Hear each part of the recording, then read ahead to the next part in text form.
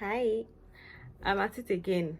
I did a little YouTube video about a movie that I watched and I kind of enjoyed making it, so I'm back again with another one, another banger.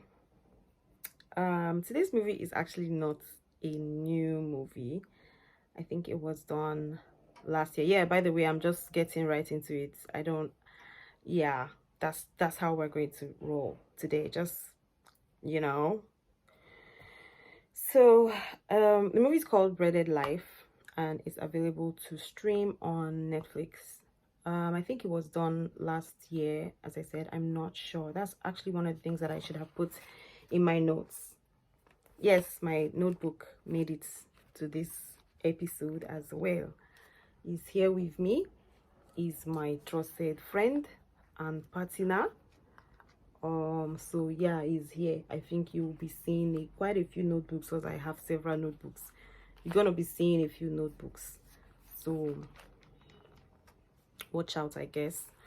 So yeah, I didn't note the year it was done for some weird reason, but I think it was last year. But I did note down the director. I'm trying to be more conscious of like Nigerian movie directors. I just want to know more of them and like I don't know, I think I want to know I think I want to know who I can trust with my time, you know. I don't know if that makes any sense or if that's harsh, but yeah, so this one was directed by Biodun Steven. I don't know, like the name doesn't ring any bells straight off the bat for me.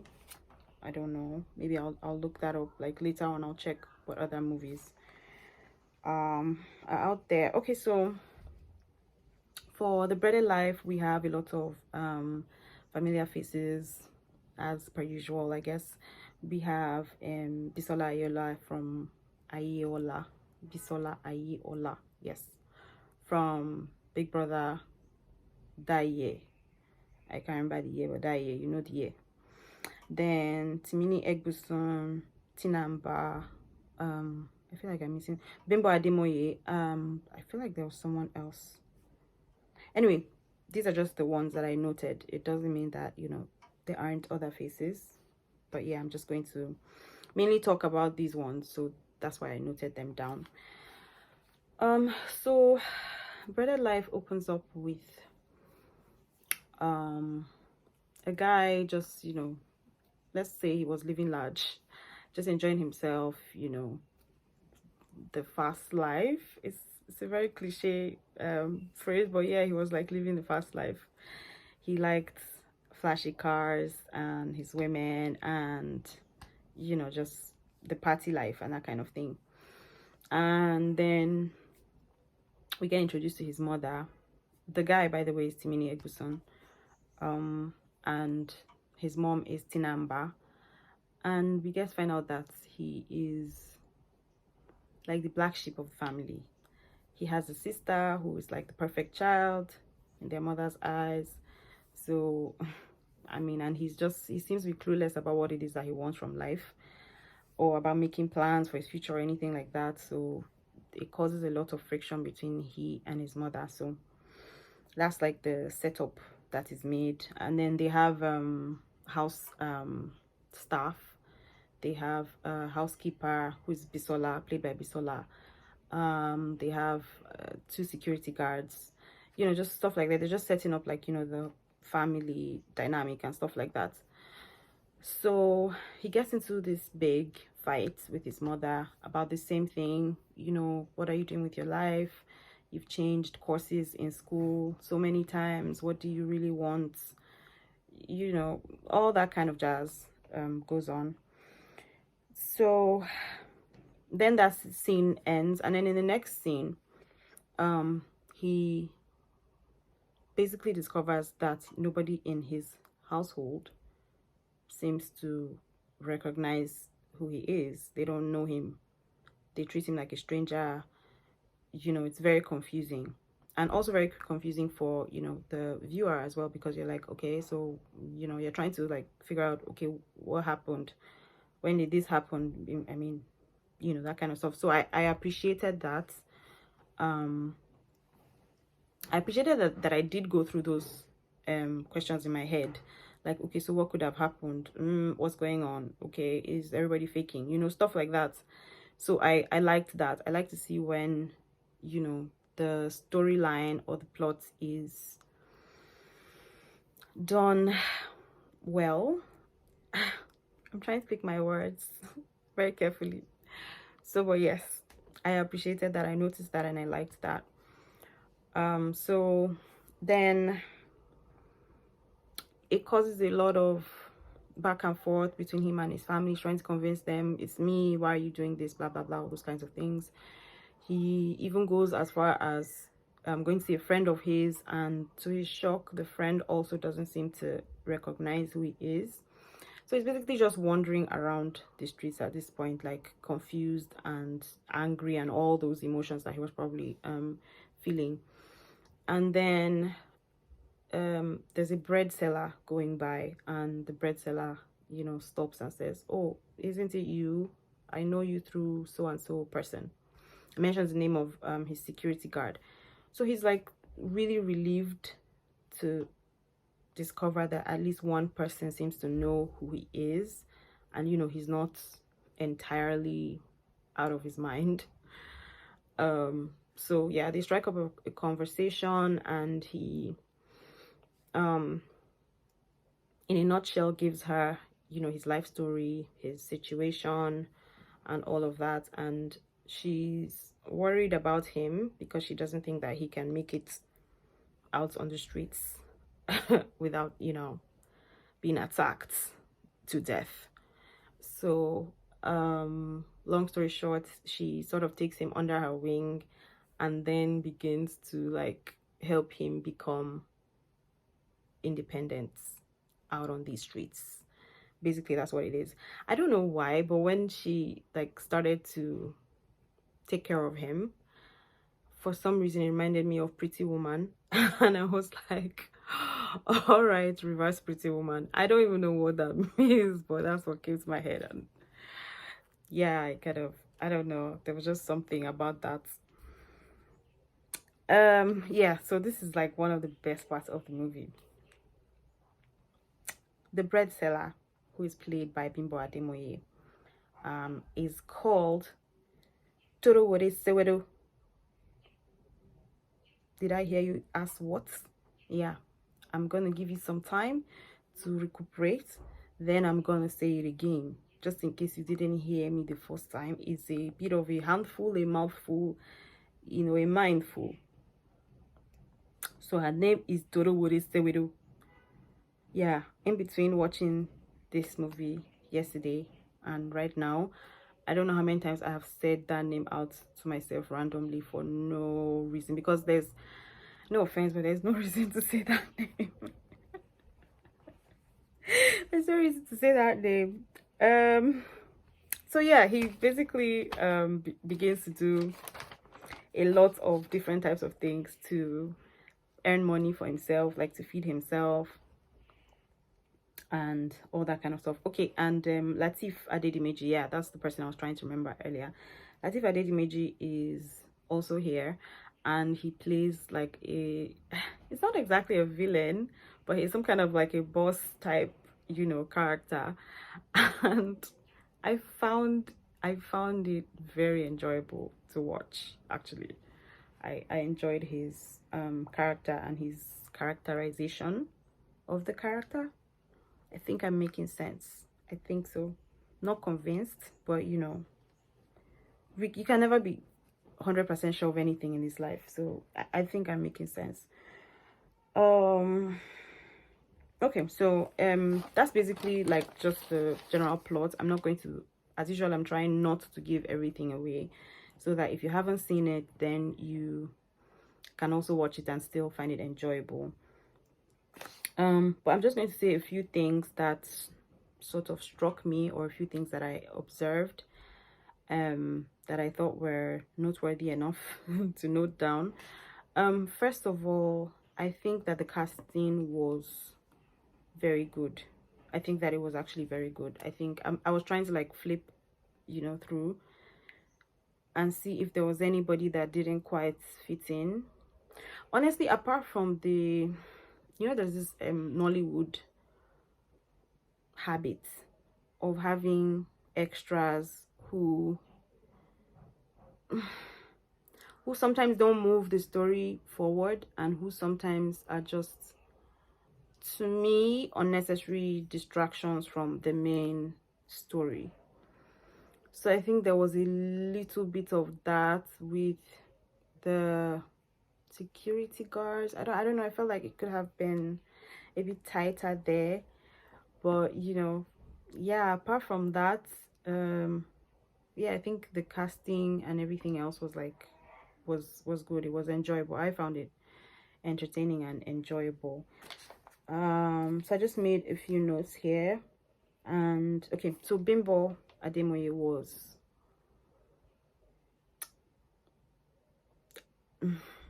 like, whatever they paid her, she earned that money. Like, she actually went to work. Do you understand what I'm saying? She clocked in every morning and stayed through the work day, working, actually working. Then she clocked out in the evening and closed and went home. And yes, that's exactly how the thing happened, because she did very well. She pretty much embodied the character that she was playing, which I appreciated, and like I noticed and appreciated. And I think that she was very consistent with it, which is also a problem. Like, just generally, like trying to, almost generally in life, trying to be something that you're not for a sustained period of time is draining. It do break down here and there, but I think she held it up very, very well. Like, she was consistent throughout. She had an accent on, I mean, she spoke a certain dialect, I'm guessing, of Yoruba. And she was just very consistent throughout. Like, I mean, even for someone who speaks English most of the time, to just not get swept into, code switching or code mixing as much, like, I think she did very, very well to just stay on character, or in character, sorry. And yeah, so yeah, I appreciated the fact that she was consistent, and it was just like she became the person that she was pretending to be. Like, you know she was that person for the duration of the movie. She was actually her character, which was great to see. I don't really watch a lot of Timini Egbuson. I don't know, just in life, you're drawn to certain things and certain people, and you're not as much to others, and that's just how it is for me. So he's never really been like somebody that will be like, oh, he's in this movie, I'm going to sit down and watch it, or I'm going to look for it and what, like, I don't do that. But in this film, I think that he puts in his best. He was actually good. He was actually like a good and also consistent, I think, actor throughout, the film. And there was this particular fight scene of his with his mom, Tinaimba, that I appreciated. I felt like they had good chemistry, like they really were in that tense situation where the mother is frustrated. She's tried everything she knows how to try, and she's just at her wit's end. And then the son is also feeling hurt and rebellious at the same time. And that thing, I think they had that sort of tension on lock. I liked it. I like to see it. And as for Tina herself, I mean, when is Tina not a good actress? When is she not? I think should I say she's underrated? But I don't know. But like, she is such a good actor, and she just reminded me of that again in this film. Okay, then there was something else that I noted. So this rich guy, right? That's Timini, the Timini character. He's rich in the beginning. All he knows is like abundance and luxury and all that kind of stuff. And then suddenly he's plunged into the trenches and trying to find his way and all that kind of stuff. I know that there are constraints of time when it comes to writing for, you know, a movie, because it's just going to be like 2 hours or an hour plus, and you know, nobody has that much time for all the details. But I would have liked to see him struggle a little bit more. I would have enjoyed seeing it. It would have been that much more believable to me, that part of the story. Like, let him struggle a little bit. Let there be times where he's like, I cannot do this. What you mean? Say people, human beings, they do this kind of thing for chicken change? I'm not doing that thing.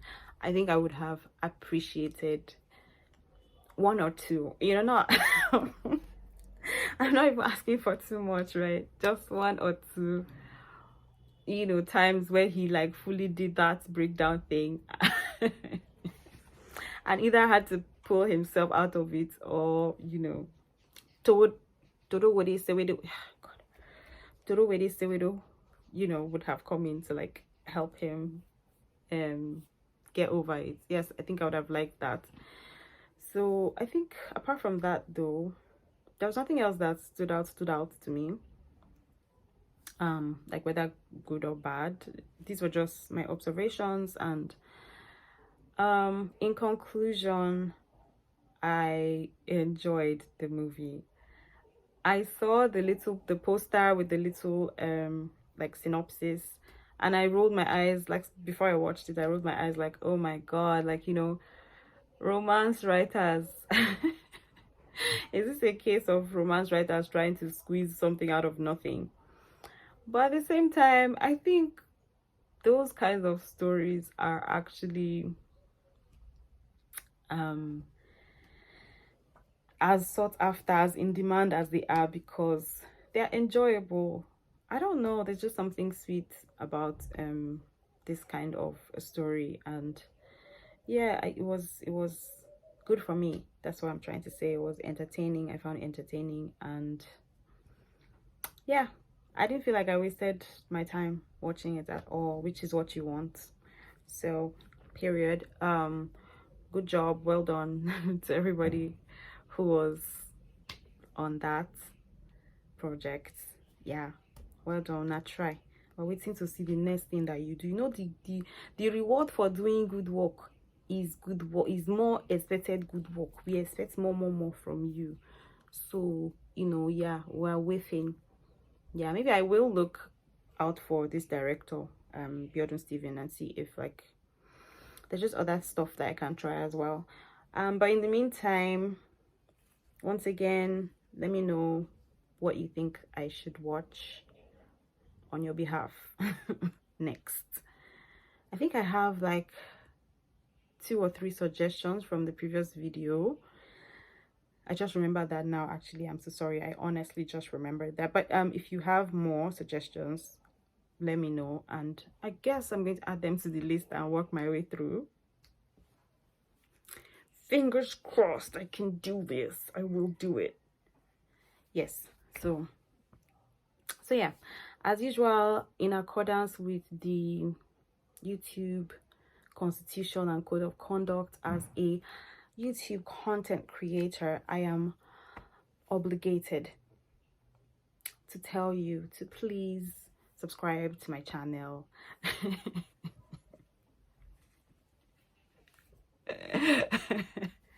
And all that jazz, please, all that jazz, all that stuff. I beg, free me, I don't like saying it. But yes, all that stuff, just do it. You know what to do, you know the right thing doing, do it. You understand me? Yeah, please, now, sorry, just help me, you know. It's not even, it wouldn't even take that much out of you, just something, just a little thing. Anyway, thank you for making it to this point, sticking with me and my ramblings for this long, and I hope that something about it makes you come back. I hope so. So yeah, bye. Ciao, take care.